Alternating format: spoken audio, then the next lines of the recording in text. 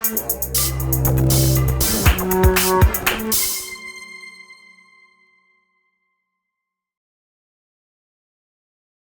he goes back to traditional wushu, starts looking for the answer there, and there he finds it. And the idea is really, really simple, and this is the idea of force amplification, that you can stop your opponent from bracing and you can hit them when they're not braced. Then you can amplify the amount of force that you get into a technique, and you can knock someone out who's much bigger than you. Most people, if you go to the dentist, I do this, I go to the dentist, even the hygienist is worse than the dentist. And I find myself like that, you try to get up into the fetal position, your whole body's tensing up just for that, because your body knows naturally this is the way you brace to take an impact and survive it. And of course, that's what you do when you square up, you put the gloves on and you've got that correct consistency in the body, and it helps you absorb a punch. So the idea then is, well, what if you can stop people from bracing? What if you can hit people when they're not braced? And what happens is you massively increase the force. And I mentioned before, there's a really great Russian boxer who does this. He's an Olympic boxer, and it's the closest you'll ever come to like seeing this kind of thing that people talk about, internal power and stuff like that, where he's just hitting them quite light and he's just dropping them. What's happening is he's just waiting until they come in. When they just let go, and this is what Yao Zhongzhen says, that when you attack, that's the weakest point. Like with Fa Li, when you attack, you've got to relax your structure to allow the velocity, and that makes you incredibly weak because you're not braced. So if you can hit someone at that point, you can get this force magnifying effect. And this is what he was doing. So opponents are moving in and they're not braced in that moment, and he's just catching them off guard, and he's just going like that, and they're just dropping like flies. People thought it was like some kind of Soviet cheating plot, but no, actually, just like the perfect execution of this idea that you can just catch someone off guard like that. Anyway, he got found out in the end because the Russian boxing coach channel was saying like he was in a fight in the Soviet Union with another boxer who was very similar, and neither of them could actually attack. They both relied on people moving in, and that's Wang Xiangzhai as well, by the way. So if you read what Wang Xiangzhai actually wrote, he talks about each one as relying on the opponent moving in. He says, well, each one's about self-defense, and you think it's like a moral thing, but when you look at the techniques, they rely on people moving in, and then as they move in, you catch the guard and you give them a little dig, and that guard, the idea of hitting the guard with Fa Li in that split-second moment, that disrupts their structure, they're not braced, and then you hit them. That has the force amplification effect, and that's what Wang Xiangzhai used to do. The other thing is, that's why, sometimes we're seeing now people who are okay at doing Fa Li in one direction, but the original idea was you've got to go 1-2. You've got to go one direction, then immediately back into another direction. And that means that the posture itself has got to be really small. So this is why the posture's got to be small, and you've got to make it smaller. And the more you can make it smaller, and the more you can compound two movements, the more effective you can be with this technique. So first of all, when they say like Fa Li is a small movement, right, it happens within the space of a Chinese inch, which is something that Wang Xiangzhai says. It doesn't mean like you've got to be that close to them necessarily. The movement of Fa Li itself, there's like a golden point. That's what I was talking about. Forgot to carry on with that bit of the conversation, but I've done this, got a video that I'll put up where I'm demonstrating that about this gap is just enough for the whole structure to meet maximum velocity, and the more you can get your whole structure in, the more power you can get into that movement, the more volume in the movement. About that much.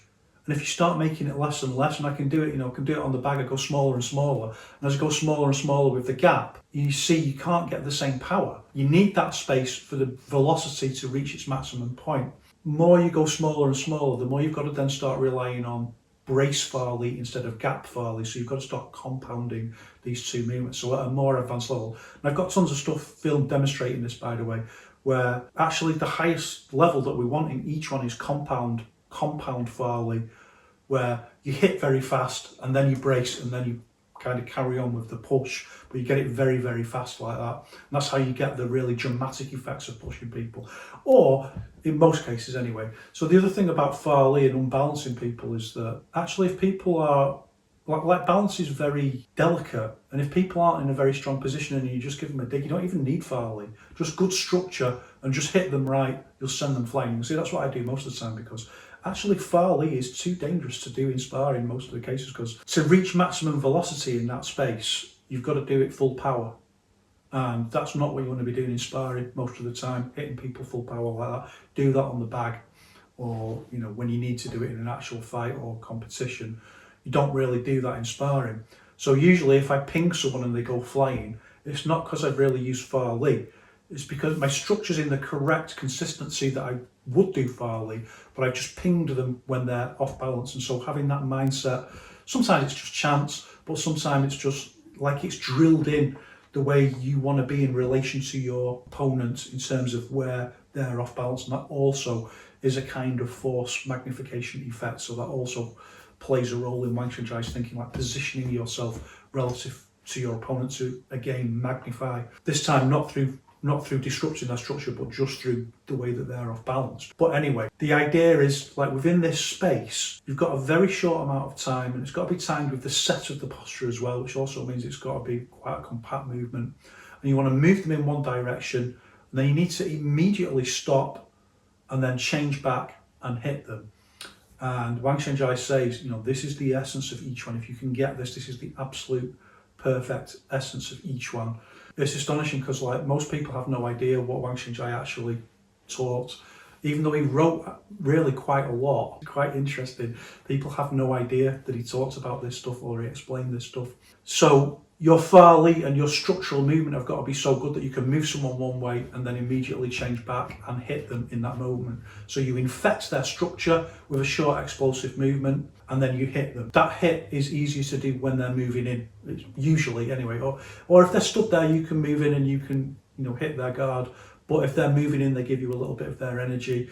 And also, they're usually much easier to off balance or to position yourself relative to them as they're moving. When you move, you're a little bit more off balance, so you can time it right and hit them. And that's Farley from Wang Xiangzhai's perspective, that it's just this short, sharp, explosive movement. And of course, they're all Farley, so the punch is Farley itself. If you're going to punch, depending on what kind of push you're doing, is Farley, but it could be gap Farley, could be brace Farley, could be compound Farley. They're all different kinds of Farley, but none of them are really about, the point isn't that they're powerful, that they're big.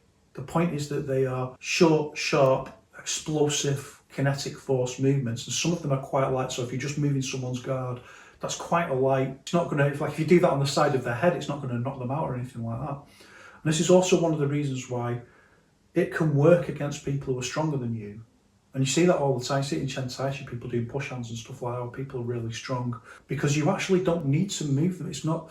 So this other thing that we see like about wrestling, like is push hands wrestling, like it can be, in what you do, like it might well be, because it's just a word that can apply to multiple different things. But as Wang Xiangzhai understands this, it's not wrestling, because the idea of wrestling is you get your hands on and then you're braced, and from there it's much more about strength. So the idea is like circles back to this original idea of, well, what happens if you're fighting a Westerner who's much bigger than you, or someone who's much bigger than you? If you find yourself at that point where you're suddenly wrestling with someone, then strength is such a massive advantage to them. Your technique has got to be so good, and also it's got to be a different kind of technique in most cases. You can use Farley, but if they've got you locked up, it's going to be incredibly difficult. So the idea isn't that like the sort of stuff that Wang Xiangzhai is teaching is superior to wrestling or anything like that. The idea is, my goodness, you don't want to be in that position where they've got you tied up. I know what it's like to feel completely tied up by these people and how hopeless that is. The idea is always, Wang Xiangzhai's original problematic way of thinking is, if you have to, is it possible to do something before then, before you get into that position? So his idea is, when they move in, if you can react fast enough, hit them, not with a massive amount of force, like hit the guard, disrupt their structure, catch them just right with a punch, short, sharp, explosive punch, then maybe you can knock them out, because you've got this force magnification effect. They're not braced. In that moment, you infect their structure and you hit them. They're not braced and you can knock them out. If it goes beyond that and then they get in, then you are wrestling. And maybe some stuff you can make work, some stuff you can't. Then you've got to have your wrestling techniques and stuff like that. So this is the difference in levels in each one, not like in terms of level of skill, in terms of like the Jeet Kune Do idea of different platforms, different levels of, once you go beyond this point, then you're wrestling, so you need those skills. But it's a different thing, it's a different concept in each one to wrestling. It's a different skill set that you can bring in some stuff that you've learned from push hands and stuff like that. But for that to happen, it will be most effective if you've got this very good structural movement where you can just move someone, the most kinetic force you can generate in a very short space of time.